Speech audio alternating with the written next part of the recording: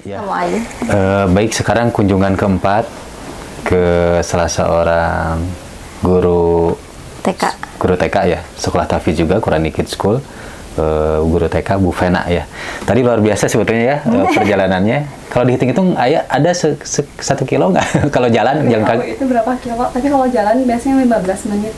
Oh, 15 Dari mana ke mana? Dari sini ke jalan ada mobilnya. 15 menit. Kemungkinan bisa sampai 1 kilo kemungkinan. Kalau tadi ya dari depan ke sini tuh kemungkinan 1 kilo ya. Baik, nanti kita dengar ya perbincangan kaum perempuan. Langsung saja kita serahkan. Ya, sekarang berada di rumahnya Bu Vena. Setelah tadi perjalanannya luar biasa gitu ya.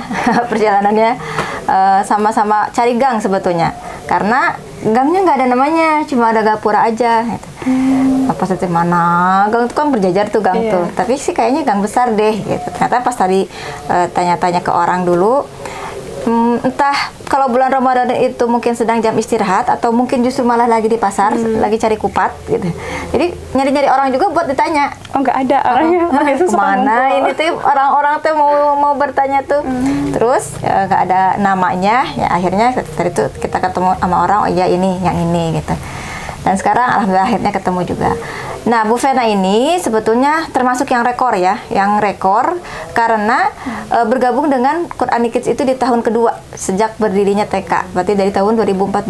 Berarti sudah berapa tahun tuh gitu. Mulai dari baru keluar SMA ya? Ya, baru keluar SMA, kemudian sampai sekarang sedang melanjutkan S1 gitu. Kemarin sempat melanjutkan D2 dulu ya, di D2, kemudian sekarang S1 gitu. Nah, pengalaman lucunya waktu dulu keluar SMA itu, karena memang baru mengajar, baru bertemu dengan pas anak-anak yang lagi luar biasa gitu ya. Itu sempat sakit 2 minggu ya? Iya, 2 minggu. Itu gimana coba ceritanya? Masuk Silakan. seminggu. Itu masuk seminggu, terus ketemu anak-anak yang luar biasa. Ada yang dulu kan anak-anaknya tinggi besar. Jadi kalau misalkan makin sini tuh anak-anak makin mungil, tapi pas saya masuk itu anak-anak tinggi besar, terus tenaganya juga ekstra. Jadi ketika saya ngajar itu didorong aja tuh saya sampai ini oleng gitu ya. Pada anak TK ya? Iya, tapi TK. Tenaganya gede. Terus udah gitu ada yang suka gelantungin di gamis sampai gamis itu robek. Robek itu luar biasa, teriak-teriak sampai awal masuk itu kan saya sering banget ini ya sakit tenggorokan, soalnya serak karena biasa dengan volume kecil gitu ya, biasa gitu ya, ngobrol biasa, ini harus teriak ke anak-anak, ayo sini, ayo kumpul ngaji dulu, ini nggak bisa pelan gitu suaranya, jadi serak terus.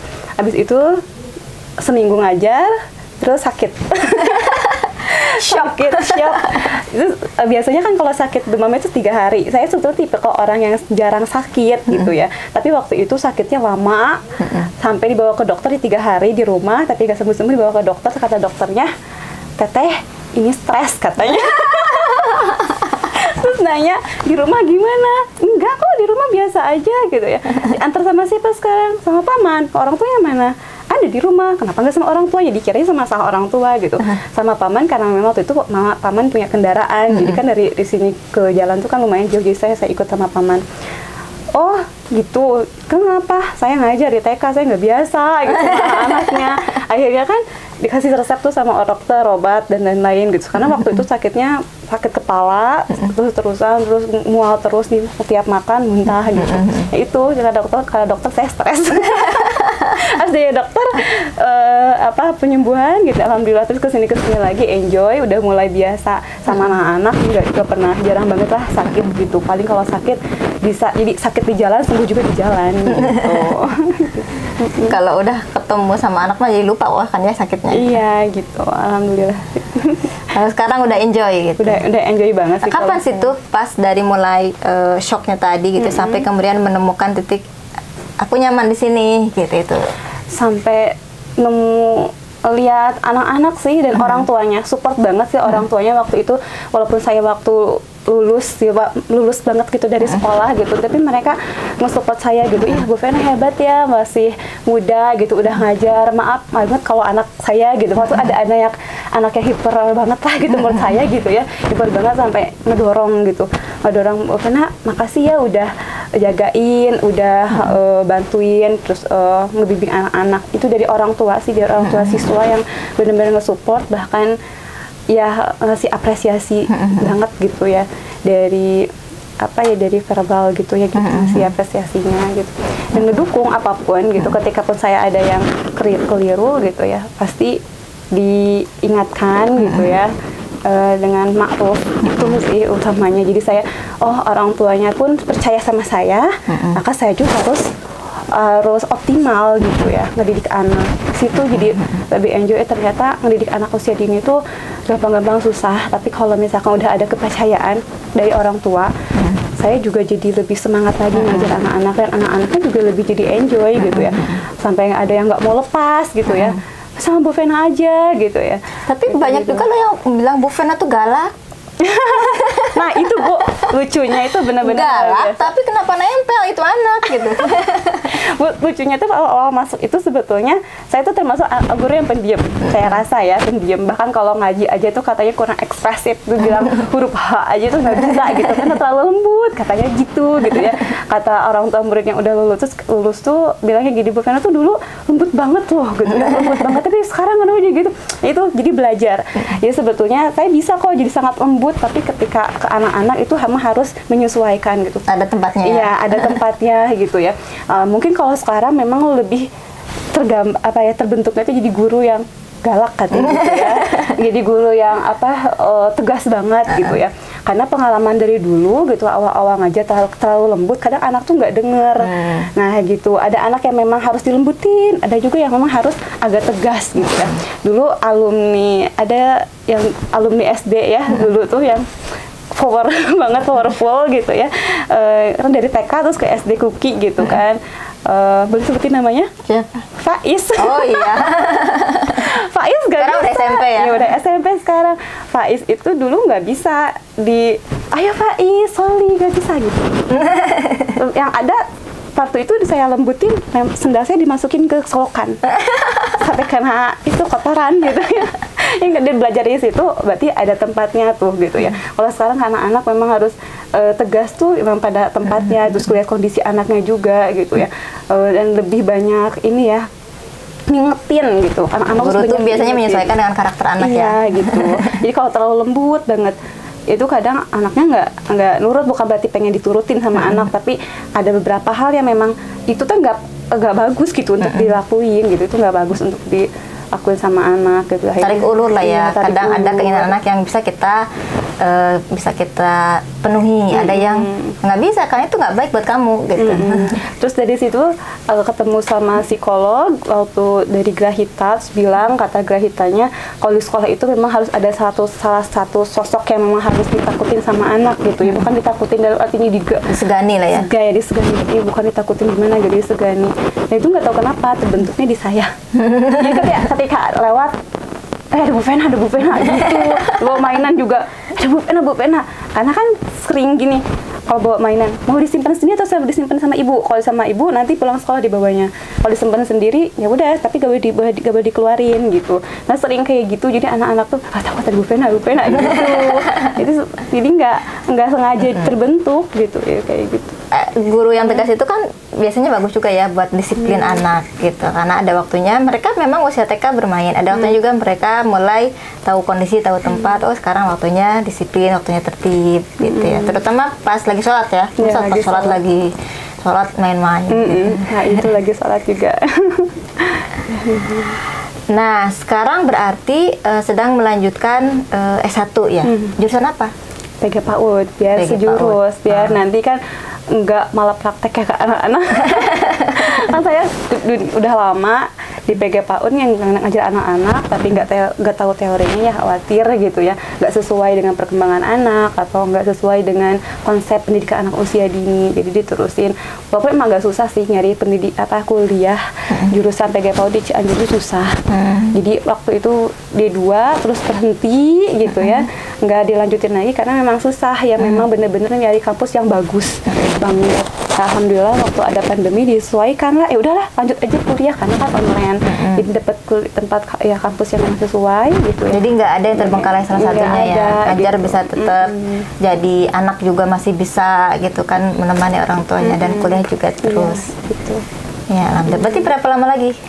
Sebentar lagi, kan lagi nyusun skripsi sekarang lagi nyusun gitu. skripsi. Iya. Dan Bu Vena ini dari skripsi itu kan menghasilkan akhirnya buku baca ya. Buku baca itu berapa jilid? Waktu tiga. Tapi yang didistribusikan cuma satu. Oh, yang satu gitu. Itu tuh sama yang belajar nulisnya juga? Belajar nulisnya enggak. Oh, itu mah berarti tambahan aja. Tambahan aja. Nah, dan satu gitu ya, satunya itu sudah ada ISBN-nya. Nah, kemudian jilid yang kedua sedang dalam pengajuan. Ya mungkin nanti jilid ketiganya gitu diajukan lagi gitu. Nanti ya kita lihat juga gitu. Nanti insya Allah kita juga sudah ngobrol-ngobrol kenapa sudah ada rencana buat ngobrol-ngobrol bagaimana sih behind the scene ya, story di balik penyusunan buku itu gitu ya. Kok buku begini lah ya gitu, kok sederhana begini memang kenapa harus susunannya begini? Ternyata itu nggak ini juga ya, nggak sembarangan juga gitu urutannya, belajar apa dulu, A dulu, B dulu, atau batas H atau apa dulu gitu, itu juga ada ilmunya gitu. Ya, ada yang ingin sampaikan lagi? Coba ya, ada berapa saudara? Ada tiga. Terus saudara saya kedua. Bungsu. Ada tiga berarti. Iya. Bu Vena itu yang kedua ya? Iya, yang kedua.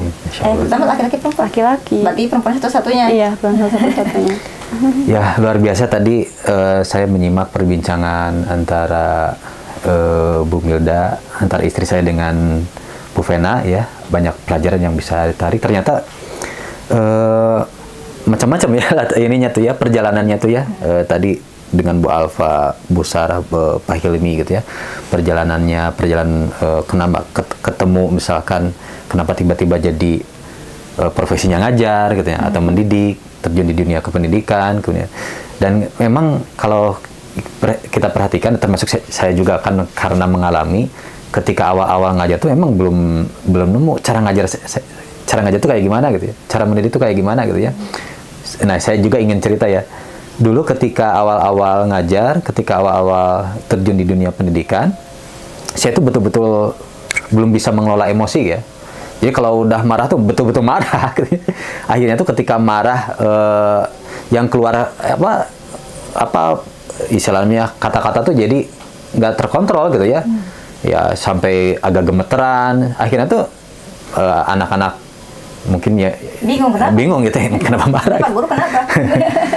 Saya juga mengalami apa yang dialami oleh Bu Vena dulu ketika awal-awal lembut, emang misalkan sampai anak-anak tuh pernah bilang ya, anak-anak SMA, Pak, Bapak teh kenapa sabar-sabar banget gitu. Jadi dimainin sama anak-anak tuh. Kenapa nggak kayak Bu Guru Anu misalkan ya, itu tegas, anak-anak tuh jadi yang main nggak berani gitu ya. Tapi Bapak mah begini nggak bisa gitu. Nah, ternyata kesini baru nemu kapan kita harus tegas, kapan mungkin ya betul-betul lemah lembut gitu ya ke anak-anak tuh.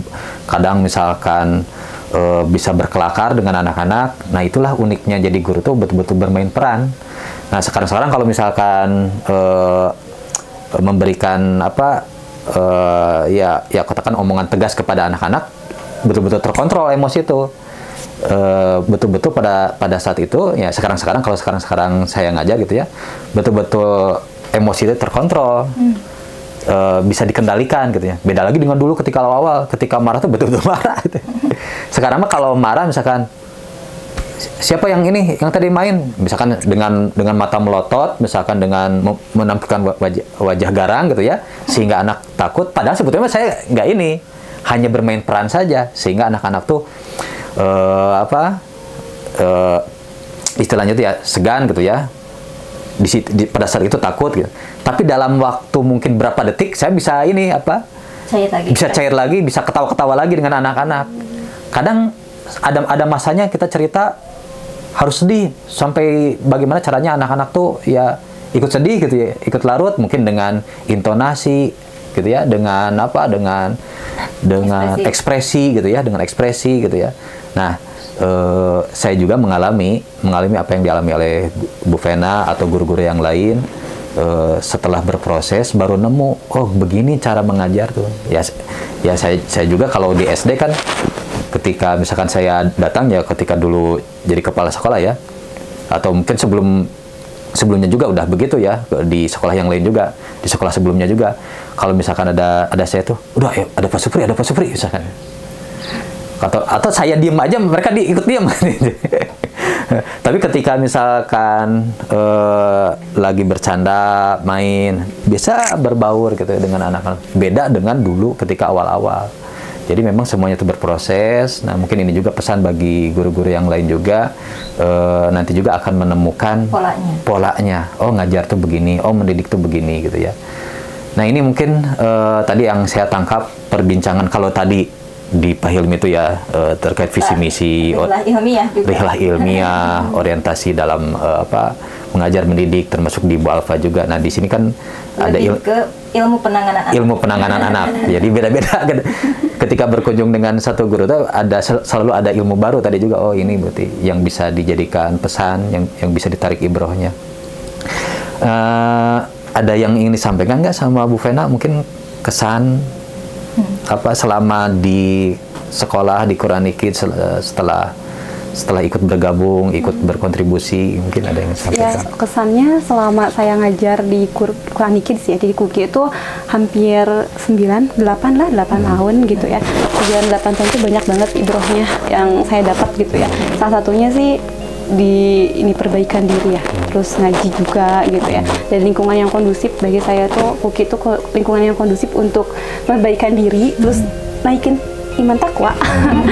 Karena kondusif sekali gitu ya, kalau ada kajian juga difasilitasi gitu ya, terus mau belajar Quran juga difasilitasi gitu ya, jadi memang nggak bisa lepas lah. Bahkan saya juga mikir, saya kayaknya nggak bisa deh kalau misalkan keluar dari Kuki gitu ya, nggak bisa gitu ya.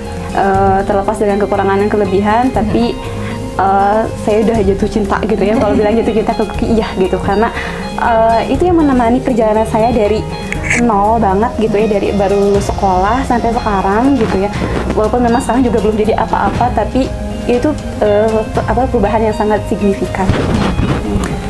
Terima kasih untuk waktu dan tempatnya hari ini, Bu Vena yang sudah meluangkan waktu, yang sudah menyediakan tempat juga gitu.